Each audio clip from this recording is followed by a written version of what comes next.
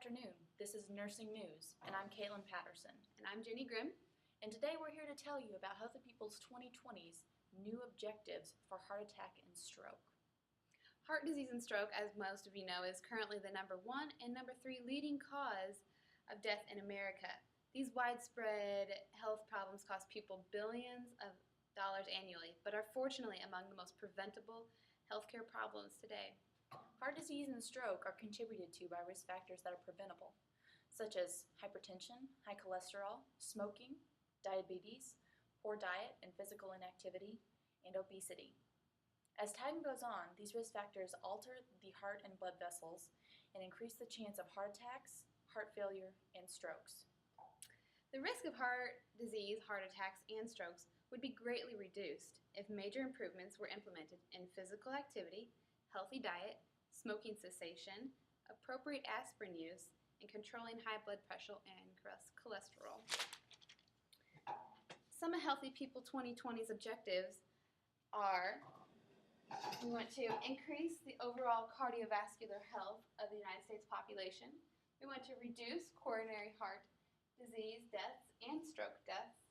We want to reduce the number of adults with high total blood cholesterol levels. We want to increase aspirin use in adults with no history of cardiovascular disease. And we want to increase the number of adults who are aware and respond to early signs of heart attack and stroke. And the rest of those objectives can be found on Healthy People's 2020's website, if you want to look. We've made several steps in progress towards these objectives recently.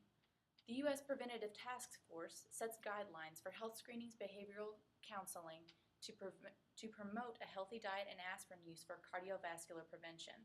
There are also several community interventions, including health campaigns, health behavior change programs, and social support interventions.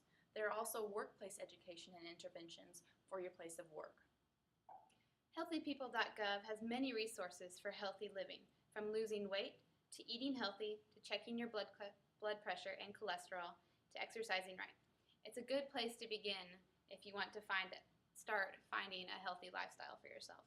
The Guide to Clinical Preventative Service 2010-2011 identifies some health promotion activities to reach the target of these objectives. Some of these are taking aspirin for the prevention of cardiovascular disease, screening for carotid artery stenosis, screening for coronary heart disease, and screening for high blood pressure.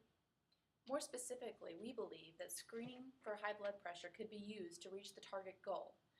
High blood pressure is often a precursor to more serious cardiovascular problems and is a serious risk factor for heart disease and stroke.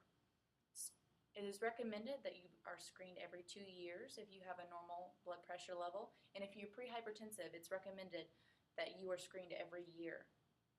Some non-pharmacological therapies such as reducing sodium intake, potassium supplements, exercising, stress management, and reducing alcohol intake can help lower blood pressure on top of the pharmacological solutions that we mentioned earlier.